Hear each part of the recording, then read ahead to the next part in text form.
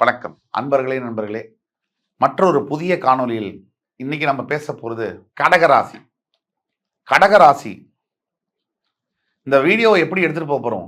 மகுடமா மரணமா, அஷ்டம சனி என்ன செய்யும் கடகராசி அன்பர்களுக்கு? இது ரொம்ப சீரியஸான ரொம்ப ஒரு முக்கியமான பதிவு கடகராசி அன்பர்களுடைய வாழ்க்கையில. இந்த வீடியோவை முழுசா பாருங்க. ஃப்ரெண்ட்ஸ், ஃபேமிலிஸ் அண்ட் ரிலேட்டிவ்ஸ்க்கு ஷேர் பண்ணுங்க. யாரு கடகராசியில் இருந்தாலும் கூட அவங்களுக்கு ஷேர் பண்ணுங்க.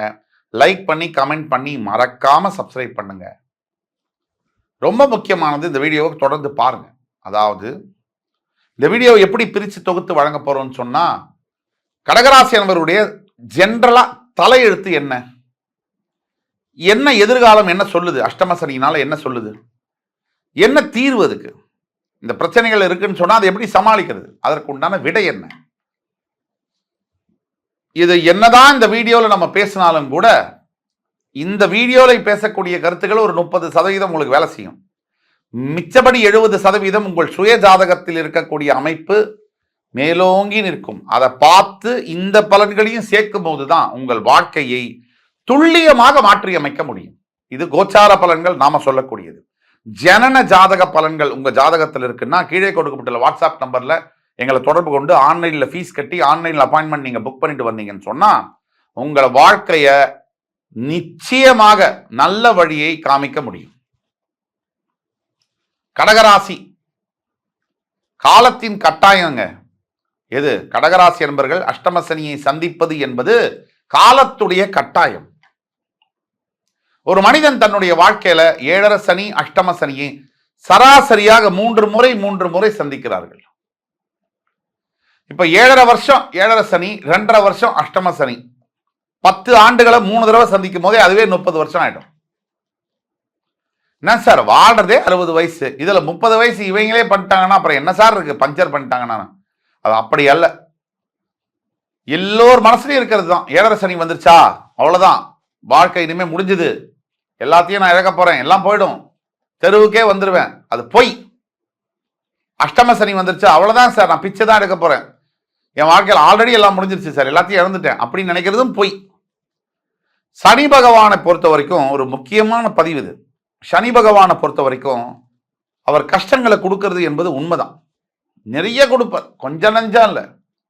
அந்த கஷ்டத்துக்கு மத்தியில ஏதோ ஒரு வாய்ப்பை அவர் கொடுத்துட்டே தான் இருப்பார். அந்த வாய்ப்பை கவனிக்காம கண்டுகொள்ளாம தவற விடக்கூடியவர்கள் தான் அதிகம். அந்த வாய்ப்பை கரெக்டா ஒருத்தர் பார்த்து புரிஞ்சுக்கிட்டாங்கன்னு சொன்னா அங்கேதான் சாதாரண மனிதன் சாதனையாளராக மாறுகிறான். அதை கவனிக்கணும், ஓபன் பண்ணி வைக்கணும் மைண்ட. சனி பகவான் கடகராசியை 8ஆம் இடம் என்று சொல்லக்கூடிய கும்பராசியில் இருக்கிறார். பொதுவா கடகராசியுடைய தலையெழுத்து என்ன? கடகராசி என்பவர்களை பொறுத்த வரைக்கும் பொதுவாக வாழ்க்கை துணை அமைவதில் பாவம் கடகராசி. அதாவது இந்த கல்யாணத்துக்கு பண்ணிக்கிட்டு 12 ராசிகள்ல எந்த ராசிக்காரன் சிக்கி தவிக்கிறானோ இல்லையோ, கடகராசிக்காரன் சிக்கி தவிக்கிற போல எந்த ராசிக்காரனும் சிக்கி தவிக்க மாட்டான். அது ஆணாக இருந்தாலும் சரி பெண்ணாக இருந்தாலும் சரி. கடகராசி என்பவர்கள் திருமண வாழ்க்கையில் முன்னாடியும் போக முடியல, பின்னாடியும் வர முடியல, வாழவும் முடியல, பிரியவும் முடியல. இதுக்கு நடுவுல பிரயாணிச்சுட்டு இருக்கிற கடகராசி என்பவர்கள் எண்ணிக்கையிலே அடங்காது. விதி விலக்குகள் விதியாகாது. 1-2 பேர் நல்லா வாழலாம். 95% கடகராசி என்பவர்களுக்கு இந்த பிரச்சனைகள் இருக்கும். அதே மாதிரி இன்னொரு தலையெழுத்து கடகராசி என்பவர்களுக்கு பாத்தீங்கன்னு சொன்னா, சிறு வயதிலிருந்தே நிறைய கஷ்டங்களை சுமக்க வேண்டிய, பாரங்களை சுமக்க வேண்டிய, பொறுப்புகளை சுமக்க வேண்டிய நிலைமை ஏற்படும். இன்னொரு விஷயம், கடகராசி என்பவர்களுக்கு காதல் திருமணம் என்பது அப்படி அப்படி அப்படி நடக்கும். எங்க பார்த்தாலும் கடகராசி என்பவர் லவ் பண்ணிடுவான். யாரையோ ஒருத்தரை லவ் பண்ணி கூட்டிட்டு வந்துடுவான். லவ் பண்ணி தான் கல்யாணம் பண்ண அவருக்கு. அது பெண்ணாக இருந்தாலும் ஆணாக இருந்தாலும். அரேஞ்ச் மேரேஜ்லாம் நம்பிக்கை கிடையாது. அந்த லவ் வேற சக்சஸ் ஆகும் மேரேஜா. ஏதோ 1-2 பேருக்கு சக்சஸ் ஆகாம இருக்கலாம். 95 கடகராசி என்பவர்களுக்கு சக்சஸ் ஆகும். என்னதான் நான் சொன்னாலும் கடகராசி என்பவர்களுக்கு தூக்கும் போது ஒரு 8000 ஸ்பேர் பார்ட்ஸ் மைண்டுக்குள்ள ஓடும். மிஷின் இது நடக்குமா, அது நடக்குமா, இப்படி பண்ணலாமா, அப்படி செய்யலாமா, விதவிதமா ரகரகமா யோசிச்சுக்கிட்டே இருப்பாங்க, நிறுத்தவே மாட்டாங்க. இது கடகராசி. ஒரு சின்ன விஷயம் கூட கடகராசி அன்பர்களால் மறக்கவே முடியாது. இது அவங்களுடைய தலையெழுத்து. அது மனசுல இருந்து அரிச்சுக்கிட்டே இருக்கும். தந்தையாருடைய ஆதரவு என்பது கடகராசி என்பவர்களுக்கு மிக மிக முக்கியமானது. எழுதி வச்சுக்கோங்க. உங்கள் தனிப்பட்ட ஜனன ஜாதகத்துல சூரிய பகவான் சரியா மட்டும் பிளேஸ் ஆகலன்னா கடகராசி அன்பர்கள் கதை க்ளோஸ். அதே சூரிய பகவான் கொஞ்சம் தனுசுலையோ இல்ல மீனத்திலேயோ ஓரளவுக்கு நல்லா ஒரு விருச்சிகத்திலேயோ மேஷத்திலேயோ எல்லாம் பிளேஸ் ஆயிட்டாருன்னு சொன்னா இதே கடகராசி அன்பர்கள் பதவிகளில் உட்காருவார்கள். அந்த பதவியையே அலங்கரிப்பார்கள் கடகராசி அன்பர்கள். அரசியல் துறை, மருத்துவத்துறை, இதெல்லாம் கடகராசி நண்பர்கள் போடுவாங்க. டிராவல்ஸ் துறை, ஐடி துறை, டெலிகம்யூனிகேஷன் துறை, ஆசிரியர் கல்வித்துறை, இதெல்லாம் கடகராசி நண்பர்கள் போடுவாங்க. ஆனா கடகராசி நண்பர்களுடைய முக்கிய தலையெழுத்துல என்னன்னு சொன்னா ஒரு இடத்துல இருக்க முடியாது, மாறிட்டே வரணும். டிரான்ஸ்பர் ஆகும், அங்க மூவ் ஆகணும், வீடு மாறிட்டே இருக்கும். இது எல்லாத்துக்கும் மேல கடகராசி நண்பர்கள் நண்பனை நம்பி ஏமாந்து போன கடகராசி நண்பர்கள் குறைஞ்சபட்சம் ஒரு 300 கோடி பேர் இருப்பாங்க உலகத்துல. நண்பனை நம்பி தோழியை நம்பி தோழனை நம்பி ஏமாந்து போன கடகராசி என்பவர்கள் பல பேர் இருப்பாங்க. இன்னொரு ராசியும் உண்டு தலையெழுத்து கடகராசிக்கு. இவன் போய் ரொம்ப விரும்பி ஒரு பொண்ணுகிட்ட போய் ப்ரப்போஸ் பண்ணுவாரு, அது அண்ணான்றும் டக்குன்னு அங்கோட ஆஃப், அவ்வளவுதான். இவர் மனசுல கோட்டை கட்டி அப்படியே மனைவி குழந்தை இதெல்லாம் கட்டி எதிர்காலம் குழந்தைக்கு ஸ்கூல் ஃபீஸ் எல்லாம் கட்டிடுவாரு கற்பனையில.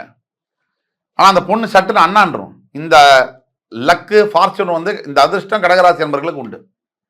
இது பெண்ணுக்கும் கூட உண்டு. யார அவங்க விரும்புறாங்களோ, ரஜினி சார் சொல்ற மாதிரி நீங்க விரும்புறவங்களோட ஒன்ன விரும்புறவனை கல்யாணம் பண்ணிக்கன்னு சொல்லுவார். அந்த மாதிரி கடகராசி நண்பர்கள் முக்காவாசி இவங்க யாரை விரும்புறாங்களோ அவங்கள விட்டுட்டு இவங்களை விரும்புறவங்கள தான் கல்யாணம் பண்ணிப்பாங்க. அந்த மாதிரி தான் நடக்கும்.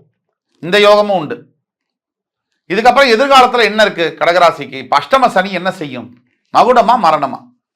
கடகராசி என்பவர்களை பொறுத்த வரைக்கும் இல்ல, அஷ்டம சனி என்பது சந்திர ராசிக்கு, அதாவது சந்திரனுடைய வீடு கடகம், ஒளி பொருந்திய ராசிகளுக்கு சனி சற்று மிகுதியாகவே கெட்டு பலன்களை கொடுக்கிறார். அஷ்டம சனி 7.5 சனின்னு சொன்னா நான் உண்மையா பேசுறேன் சார், நான் ஒளிவு மறைவு இல்லை சார், நீங்க என்ன தப்பா நினைச்சுக்கோங்க, நினைக்காம இருங்க, அதை பத்தி எதிர்பார்ப்பு இல்லை, உண்மையா பேசுறேன், நீங்க என்ன வேணா நினைச்சுக்கலாம். கடகராசி அன்பர்களுக்கு இல்ல, எந்த அன்பரா இருந்தாலும் அஷ்டம சனி 7.5 சனி காலகட்டத்துல பொதுவா அஷ்டம சனி என்பது 7.5 சனியை விட மிகவும் கடுமையானது. அப்போ நாம எதை ஆன்டிசிபேட் பண்ணணும், எதை எதிர்பார்க்க வேண்டும்? மனசு புத்தி சரியா வேலை செய்யாது. பாயிண்ட் நம்பர் 1, அஷ்டம சனி என்ன செய்யும்? பாயிண்ட் நம்பர் 1, மைண்டு சரியா வேலை செய்யாது. மைண்டு வேலை செய்யலன்னு சொன்னா நம்ம சுத்தி எதுவும் சரியா இருக்காது. எல்லாத்துக்கும் மனசு தான் காரணம். அந்த மனசு சரியா வேலை செய்யாது. அந்த மைண்ட் என்ன சொல்லும்? தப்பான எண்ணங்கள் வரும். செய்ய வேண்டிய வேலையை நாளைக்குன்னு தள்ளி போட வைக்கும். சோம்பேறித்தனத்தை கொடுக்கும். சனி பகவானுடைய தாக்கம் அலைச்சலை கொடுக்கும், அலக்கழிக்கும். வெத்துக்கு ஒரு 10 பைசா பிரயோஜனம் இல்லாம ஒரே இடத்துக்கு 10 தடவை போயிட்டு வருவீங்க. பணம் இழப்பை கொடுக்கும். வீட்டுல திருடு போகும். தங்கம் வெள்ளி பணம் திருடு போகும். யார்கிட்டயாவது நீங்க ஏமாந்து போவீர்கள். பொருளை கொடுத்துட்டு ஏமாந்து போவீர்கள். உறவுகள் உடைய சாயம் வெளுக்கும். காதல் பிரிவு ஏற்படலாம். திருமண வாழ்க்கையில் முறிவுகள் ஏற்படக்கூடிய, கருத்து வேறுபாடுகள், அம்மா வீட்டுக்கு போறேன், அப்பா வீட்டுக்கு போறேன், மாமா வீட்டுக்கு போறேன்னு கோச்சிட்டு போற ஏற்பாடுகள் நடக்கலாம். குழந்தைகளுடைய ஆரோக்கியத்தில் குறைபாடுகள் வரலாம். இதுதான் உண்மை. அஷ்டம சனி இதைத்தான் செய்யும். இதுல எப்படி சார் மகுடமான்னு கேட்டீங்க? உண்டு. இப்ப பொறுமையா இருங்க. ஒரு தனிப்பட்ட மனிதன் இந்த உயிர் பிறக்கும் போதே ஒரு சராசரியா ஒரு மனிதன் பிறக்கிறாரு. இப்ப பல உதாரணங்களை சொல்லலாம். சச்சின் டெண்டுல்கர் பிறந்தாலும் ஒரு சாதாரண வீடு, ஒரு அமிதாப் பச்சன் பிறந்தது, ஒரு நரேந்திர மோடிஜி பிறந்தது, சூப்பர் ஸ்டார் ரஜினிகாந்த், எல்லாம் சாதாரண நபர்கள். அவங்கலாம் பெரிய ஆளா, 50 வயசு வரைக்கும் மோடி யாருன்னு பக்கத்து வீட்டுக்காரர்களுக்கே தெரியாது. சாதாரண நபர்கள். அப்ப என்ன நடக்குது? எப்ப அது மகுடமா மாறுது? அந்த தசாபுக்திகள், உங்களோட பிறப்பு ஜாதகம், அந்த ஜாதகத்துல தசாபுக்திகள் வரும்பொழுதும் கோச்சார ரீதியாக நல்ல நிலைமைகள் வரும்பொழுதும் மாறுகிறது. இதே அஷ்டம சனியில நீங்க நம்பலைனாலும் பரவாயில்ல, நம்பினாலும் பரவாயில்ல, பல பிச்சைக்காரர்கள் மிகப்பெரிய கோடீஸ்வரர்களாக விஸ்வரூபம் எடுத்த கதைகள் எனக்கே தெரியும். இதே அஷ்டம சனியில லோக்கல் வார்டுல கூட ஜெயிக்க முடியாத ஒருத்தர் மந்திரியாக ஜெயிச்சதெல்லாம் எனக்கு தெரியும். அப்ப உங்களுக்கு நமக்கு என்ன நடக்கும்? அதுதான் முக்கியம். அவனுக்கு நடந்துச்சு, அவனுக்கு ஏதோ நடந்துட்டு போகுது, எனக்கு என்ன நடக்கும்? அதுக்கு உங்களுடைய சுய ஜாதகத்தை கீழே கொடுக்கப்பட்டுள்ள வாட்ஸ்அப் நம்பர்ல தொடர்பு கொண்டு பார்க்கணும். ஆன்லைன்ல ஃபீஸ் கட்டி ஆன்லைன்ல அப்பாயின்மெண்ட் வாங்கி பார்க்கும்போது மிக துல்லியமாக உங்கள் பலனை சொல்ல முடியும். எதிர்காலத்தில் என்ன நடக்கும் அஷ்டம சனிங்கிறத பத்திலாம் பேசணும். என்ன தீர்வு அப்படின்னு பார்த்தீங்கன்னா, ஈஸ்வர ஆலயங்களுக்கு ஒவ்வொரு நாளும் சென்று நல்லெண்ணெய் தீபம் ஏற்றி வழிபட வேண்டும். ஓம் நம சிவாய என்ற தாரக மந்திரத்தை 108 முறை குளிச்சுட்டு சுவாமிக்கு விளக்கேற்றிட்டு டெய்லி வீட்டில் உட்காந்து சொல்லுங்க. பணம் காசு செலவழிச்சாதான் இல்லை, செலவழிக்காமையும் நல்லது நடக்க முடியும். ஆக இந்த கடகராசி நண்பர்கள் என்ன செய்யணும் அப்படின்னு பார்த்தீங்கன்னா, இந்த ஓம் நம சிவாய மந்திரம் இப்போ நான் சொன்னேன், 108 முறை மறக்காம சொல்லணும்னு சொன்னேன். அது மட்டும் இல்லை, சிவனுக்கு தர்மங்கள்னா பிடிக்கும். சனி ஈஸ்வரன், அவருக்கு தர்மங்கள்னா பிடிக்கும். அந்த தர்மங்களை நீங்கள் எவ்வளவு தூரம் செய்றீங்க? 10 ரூபா இருக்கு சார், 2 ரூபாய்க்கு தர்மம் பண்ணுங்க. புரியுதுங்களா? 10 லட்சத்தை வச்சுட்டு 2 ரூபாய்க்கு தர்மம் பண்ணீங்கன்னா அது பாவமா மாறிடும். சரியா? அதனால 10 ரூபா இருக்குன்னா 2 ரூபா தர்மம் பண்ணுங்க. வெற்றி என்றுமே உங்களுக்கு என்று கூறி அடுத்து வரும் காணொளியில் மறுபடியும் உங்கள் எல்லோரையும் சந்திக்கும் வரை என் அருமைமிகு கடகராசி நேயர்களே, உங்களிடமிருந்து விடைபெறுவது உங்கள் சுபாஷ் பாலகிருஷ்ணன். நன்றி, வணக்கம், வாழ்க வளமுடன்.